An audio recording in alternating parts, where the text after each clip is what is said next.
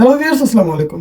বাংলাদেশে যদি কোনো ফোনের জন্য বেশি ওয়েট করা থাকে সেটা হচ্ছে স্যামসাং গ্যালাক্সি A56, যেটা অলরেডি অন্যান্য দেশে কিন্তু অফিসিয়ালি লঞ্চ হয়ে গেছে, যেখানে থাকতেছে 120 hertz high refresh rate, Exynos 1580 মতো 5G একটা প্রসেসর, 5000 mAh এর massive battery, stereo speaker, IP67 এর মতো রেটিং দিয়ে। তো বুঝতে পারতেছেন, দেরি না করে চলুন শুরু করা যাক আজকের ভিডিও। ফার্স্ট আমরা যদি এই ফোনের ডিসপ্লে দিকে দেখাই, 6.7 ইঞ্চির ফুল এইচডি প্লাস রেজুলেশনের সুপার অ্যামোলেড ডিসপ্লে ইউজ করা হয়েছে, যেখানে 120 হার্টজের রিফ্রেশ রেট দেওয়া আছে, 1900 নিট পিক ব্রাইটনেস, আর এখানে কিন্তু ইন ডিসপ্লে ফিঙ্গারপ্রিন্ট সাপোর্ট করে। দেন যদি এই ফোন আমরা চিন বেজেলের কথা বলি, চিন বেজেল তুলনামূলক একটু মোটা। এটা কিন্তু 8GB র্যাম দিয়ে 128GB স্টোরেজ দিয়ে আনঅফিসিয়াল 55,000 টাকার আশপাশে পাওয়া যাইতেছে। আর এখানে প্রোটেকশন হিসেবে ইউজ করা হয়েছে কর্নিং গরিলা গ্লাস ভিক্টাস প্লাসের প্রোটেকশন।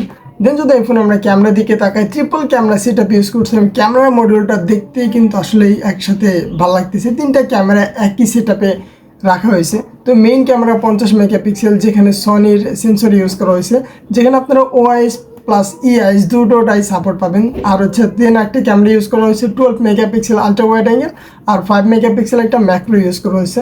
আর সেলফি ক্যামেরা হিসেবে ইউজ করা হয়েছে 12 মেগাপিক্সেল সেলফি ক্যামেরা।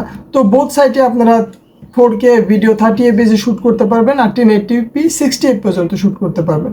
দেন যদি এই ফোন আমরা ব্যাটারির কথা বলি, 5000 mAh এর ম্যাসিভ ব্যাটারি ইউজ করা হয়েছে, যেখানে 45 ওয়াটের চার্জার সাপোর্ট পায়। তো আপনি কিন্তু এই বক্সের সাথে কোনো চার্জার পাবেন না। LPDDR5X এর র্যাম ইউজ করা হয়েছে, স্টোরেজ টাইপ হচ্ছে EFC 3.1, আর প্রসেসর হিসেবে ইউজ করা হয়েছে Exynos 1580, যার আন্তর্জাতিক স্কোর অ্যাপ্রক্সিমেটলি 9 লাখের উপরে। মানে আপনি যে কোনো গেমকে আল্ট্রা সেটিংয়ে খেলতে পারবেন, বাট একদম স্টিম লেভেলে যে পারফরমেন্স করবেন এরকম না, যেহেতু এক্সিনোসের প্রসেসর, এটা একটা 5G প্রসেসর। তো এই প্রসেসর কিন্তু মানে স্ন্যাপড্রাগনের মতো পাওয়ারফুল না।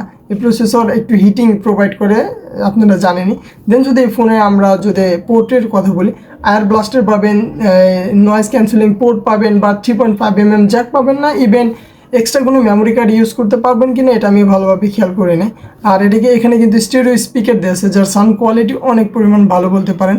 আর এখানে IP67 এর রেটিং দেওয়া আছে। এটা কিন্তু ওয়াটারপ্রুফ ফোন না, বাট হ্যাঁ, যদি পানির ভিতরে পড়ে যায় মেবি কিছু হওয়ার সম্ভাবনা নাই। আবার কেউ আবার পানির ভিতরে চুবায় না। সো ওভারঅল এটা 8GB র্যাম দিয়ে 128GB স্টোরেজ দিয়ে আনঅফিসিয়ালি 55,000 টাকার ভিতরে আমাদের বাংলাদেশে পাওয়া যেতেছে। অ্যাট প্রেজেন্ট টাইম এর দামটা অনেক হাই বলা চলে। তো এটা আসলে বাজেটের সাথে যে ভ্যালু প্রোভাইড করতেছে, আমার পার্সোনালি মনে হয় এটা অনেক বেশি দাম হয়। যদি দাম কমে 45-40-এর ভিতরে পাওয়া যায়, তাহলে মেবি এটা ভ্যালু প্রোভাইড করতে পারে আমার personally.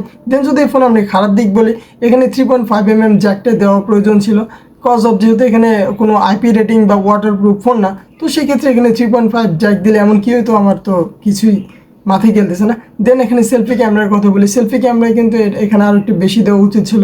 At present time 12 megapixel selfie camera অনেক কম মনে হয়। সো ওভারঅল দিক বিবেচনা করলে এই ফোনটা বাজেটের সাথে আমার বেশি মনে হইতেছে। আপনার কি মন্তব্য একটু কমেন্টে জানাবেন। আর আমার ভিডিওতে যদি কোনো প্রকার ভুল ইনফরমেশন থাকে, কাইন্ডলি একটু ক্ষমা দৃষ্টিতে দেখবেন।